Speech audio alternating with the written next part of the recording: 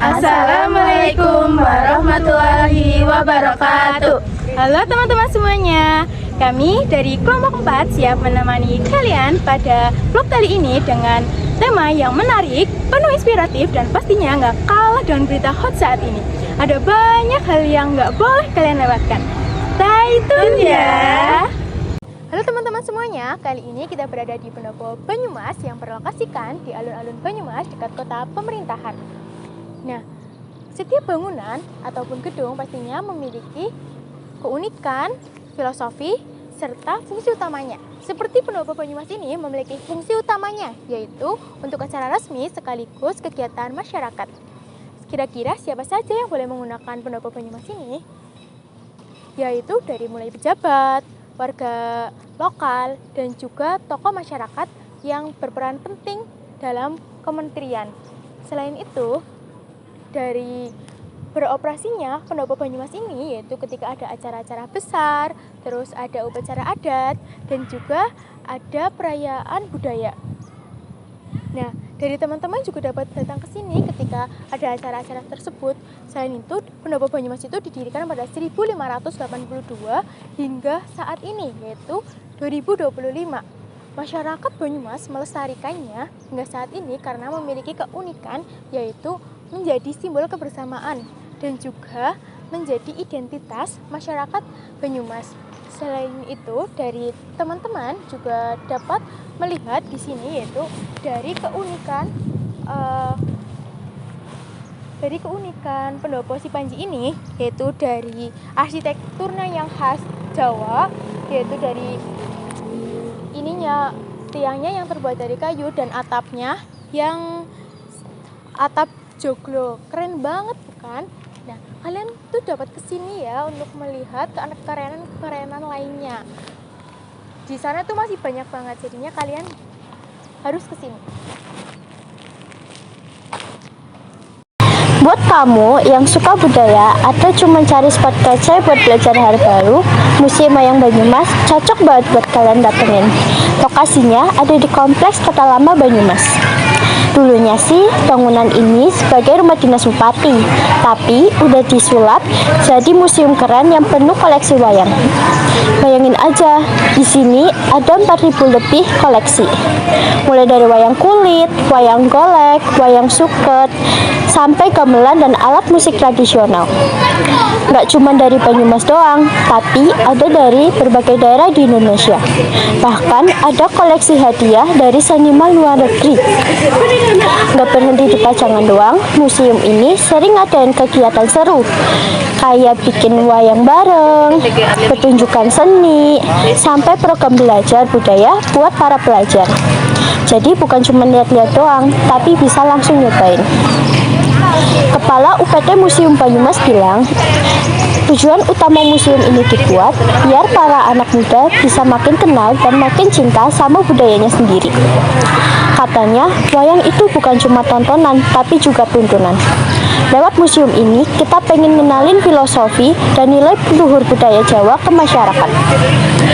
Sekarang, Museum Wayang Banyumas adalah salah satu tempat yang harus kalian kunjungi kalau kalian main ke Banyumas. Bukan cuma wisatawan lokal, tapi juga mulai dilirik turis mancanegara. Guys, di sini kita mau kasih tutorial untuk kalian yang ingin masuk ke Museum Wayang. Ikutin kita terus ya.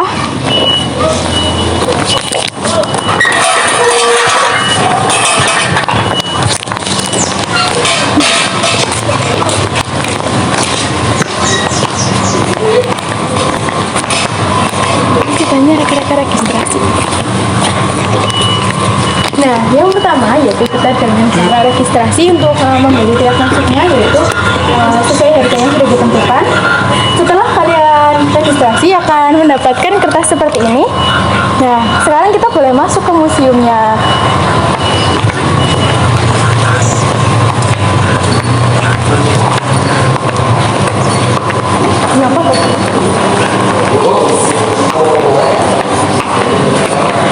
Nah, di sini tuh kita juga ada beberapa yang dipajang ya, terus belangkon, juga keris, terus jarit. Dan nih, kalian bisa lihat nih, itu yaitu peninggalan Ki Dalang Tarjono Widyoparanoto. Jadi di sini tuh ada deskripsinya ya. Jadi ini barang-barang nyatanya. Ya, kalian tuh bener-bener bakal mendapatkan pembelajaran yang sangat amat menarik di museum wayang ini. Dimulai dari deskripsinya, terus kalian bisa melihat langsung wujud nyatanya tuh seperti apa gitu. Nah, seperti ini nih contohnya ya, sangat-sangat menarik.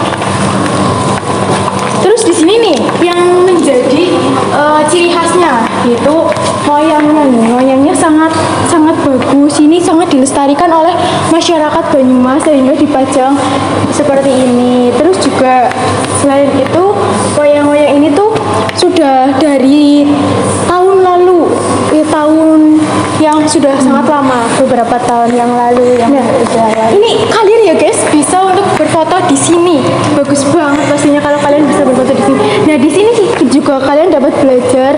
Nih ada Prabu Sayo Gugur, terus ada Antareja Antasena, Wisanggeni Gugur, terus ada Jayadrata Gugur. Jadi kalian tuh banyak banget kayak belajar di sini.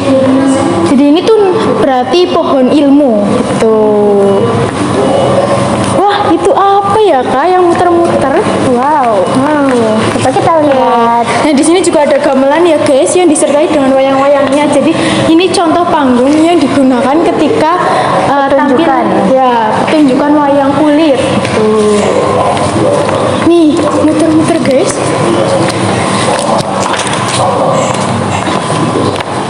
Nah, ini nih guys.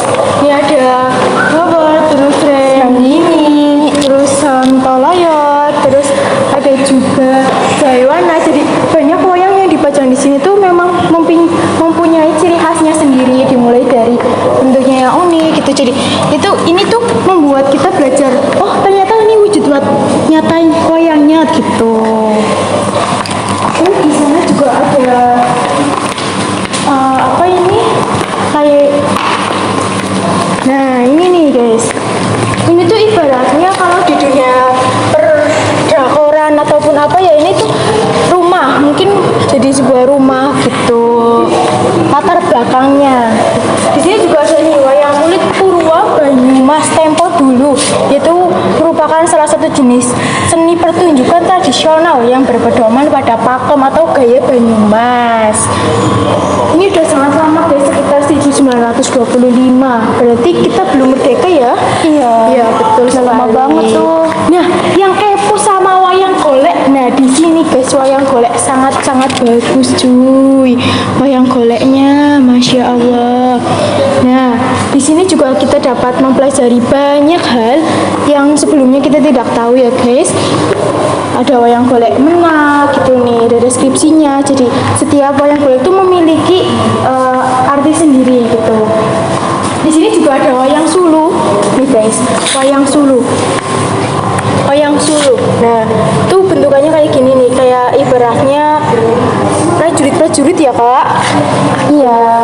Terus ada wayang kecil juga ini. Wah, bagus banget. Terus ada wayang suket. Nah, ini tuh dibuatnya dari bekas padi gitu. Dari bekas padi guys. Jadinya kalau semisal itu kan namanya di masyarakat Banyumas itu namanya damen. Nah, gitu. Selain itu, di sini juga ada beberapa peralatan untuk membuat wayang kulit guys. Nih, pembuatan wayang biasanya dilakukan oleh seorang ahli pemahat wayang yang disebut sebagai juru sungging. Nah, ini ada fotonya nih yang ketika membuat wayang kulitnya. Wow, ternyata peralatannya sangat rumit ya. Kalau semisal saya suruh menyebutkan satu persatu, sepertinya saya tidak sanggup. Banyak banget jenisnya. Nah, di sini juga ada nih contoh wayang yang bentuk lukisan. Tuh. Jadinya sangat menarik banget di sini. Bagus-bagus banget ya Kak ya di sini ya. Iya, betul sekali. Cocok banget buat kalian datengin. Nah, ini rekomen banget kalau kalian weekend, kalian kesini aja guys. Nah, selanjutnya kita kesini guys. Nah, di bilik ini tuh kita dapat melihat film pewayangan guys.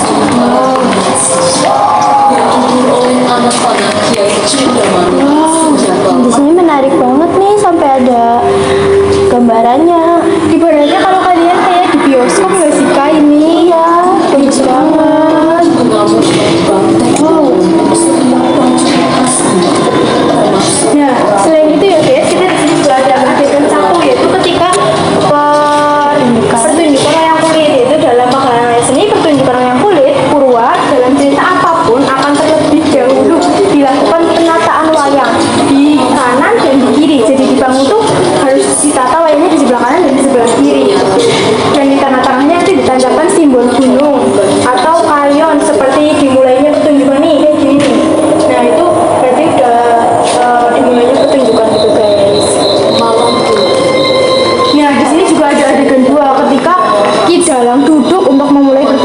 dan mencabut gunung atau kayon. Jadi kalau udah mau dimulai ya kayak ini itu dicabut nih gunung atau kayonnya gitu.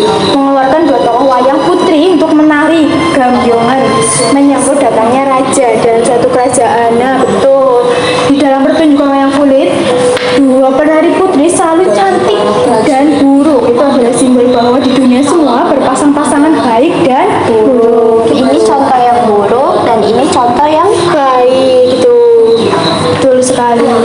Selain itu di perfilman juga kalian pastinya sudah nonton Mahabharata gitu ya. Itu juga salah satu bentuk dalam perfilman. Nah di sini juga ada adegan ketiga ketika dari Hastinapura atau Patih Sengkuni memanggil para Kurawa antara lain Raden Dusasana, Durmagati, Citraraksa, Citraраksi, Aswatama, Jayadrata, Kartamara untuk menata barisan masing-masing dalam kelompoknya mengiringi sang Sanapati. Nah ini nih guys contohnya nih. Ini kan baris nih ya, ini baris gitu. menghadap sang Sanapati. Ya betul. Terus adegan yang keempat ya guys, ini ada jejeran atau adegan negara Wirata Prabu Mastawapati mengumpulkan para Pandawa dan ketiga anaknya Raden Seta, Raden Utara, dan Raden Wratsangka. Hadir pula Prabu Kresna setelah mendengar bahwa Hastina telah mewisuda Senapati, bahwa Prabu Kresna juga mewisuda Senapati untuk menghadapi Senapati Hastina, yaitu ketiga putra Prabu Matswapati. Itu jadi kayak gini kayak ini Pandawa ya kak? Ya. Nah betul, ini Pandawa, ini Prabu bapaknya ini. Nah terus selanjutnya ada adegan kelima guys. Jadi ada perang di Tegal Kurusetra atau Senapati mengampit atau menampingi Prabu Salya. Nih contohnya ya, mengampit gitu ya, terbunuh atau gugur oleh keris senjata Prabu Salya. Perang Senapati atau mendampingi antara Pandita Drona dan Raden Watsangka. Raden Watsangka gugur oleh senjata Pandita Drona gitu. Nih jadi ini ya guys gambarannya nih ya, tuh gugur dia. Terus ada adegan keenam, yaitu Raden Seta mengetahui adik-adiknya gugur lalu mengamuk bagai banteng terluka, maka membunuh setiap prajurit Hastina termasuk putra Prabu Salya yang bernama Raden Rukmarata mati oleh gada Raden Seta. Dalam cerita dikenal dengan lakon Seta Ngaman. Nih gugur, adik-adiknya tuh gugur guys. Tuh. Perang Senapati Agung Hastina, Resi Bisma dan Raden Seta berjalan lama karena sama-sama sakti, tapi akhirnya dimenangkan oleh Resi Bisma gitu. Raden Seta gugur oleh panah Resi Bisma. Jadi Raden Seta tuh kena panahnya Resi Bisma guys. Nih, kalian bisa lihat ya. Iya nih, betul sekali. Terus ada adegan yang ketujuh ya, yaitu adegan di Pasanggrahan Bupalawijaya. Prabu Kresna memanggil Dewi Wara Srikandi dan suaminya Raden Harjuna dan Prabu Kresna setelah gugurnya Raden Seta, Raden Utara dan Raden Wratsangka, maka segera mengangkat Dewi Wara Srikandi sudah menjadi Senapati. Wow, setelah gugur langsung dilantik ya guys. Ibaratnya tuh kayak gitu. Karena Prabu Kresna tahu bahwa Resi Bisma menjalani brahmacharya, tidak menikah seumur hidup. Wow. Resi Bisma itu nggak menikah guys, akan kehilangan kekuatannya saat berhadapan perang dengan seorang wanita. Jadi kalau Resi Bisma menikah itu maka bakalan kehilangan kekuatannya karena diserang oleh tokoh wanita gitu. Perang antara Senapati Resi Bisma dan Dewi Wara Srikandi yang dimenangkan oleh Senapati Pandawa Dewi Wara Srikandi. Resi Bisma gugur oleh panah-panah Dewi Wara Srikandi gitu. Kalian bisa lihat.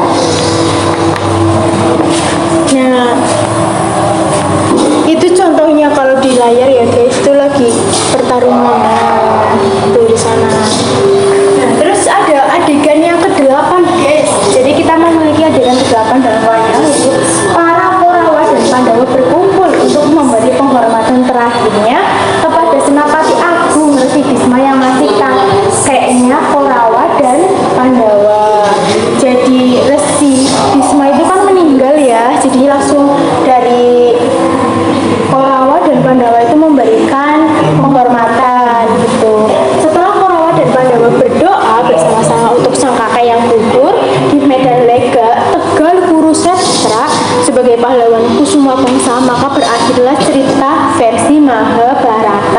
dalam lakon Bisma Gugur, dan Ki Dalang segera menancapkan simbol gunung atau kayon di tengah-tengah seperti semula sebagai penutup bahwa pertunjukan telah selesai.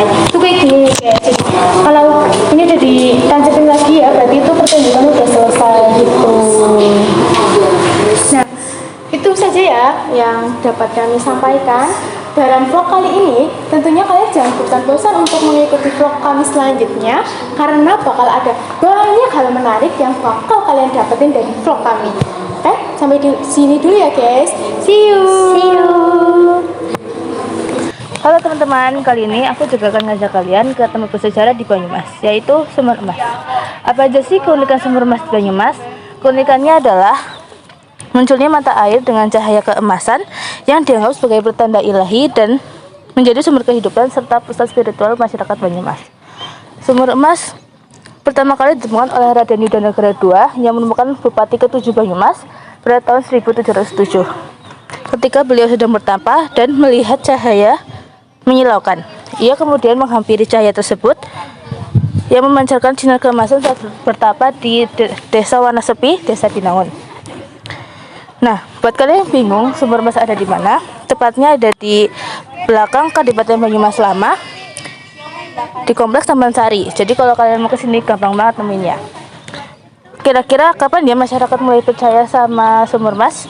Sejak tahun 1707, ketika Raden Yudanegara II melihat cahaya emas dan memutuskan memindahkan pusat pemerintahan Banyumas ke lokasi mata air tersebut. Diberi nama Sumur Emas karena fenomena cahaya keemasan pada airnya, bukan karena mengandung emas, melainkan melambangkan sumber kehidupan dan keberkahan bagi masyarakat.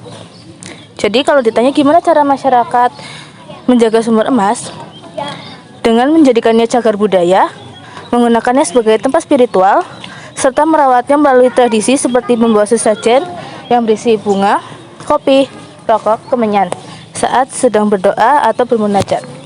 Nah, itu dia teman-teman sejarah tentang sumur emas di Banyumas. Gimana, keren banget kan sejarahnya? Jangan lupa kalau kalian main ke Banyumas, mampir ke sini biar bisa langsung lihat sejarah berdirinya Banyumas. Hai teman-teman, kali ini aku akan ajak kalian jalan-jalan ke tempat bersejarah yang ada di Banyumas, yaitu Taman Sari. Apa aja sih yang ada di taman yang kita bisa temukan di taman ini? Di kawasan ini terdapat bangunan peninggalan Belanda.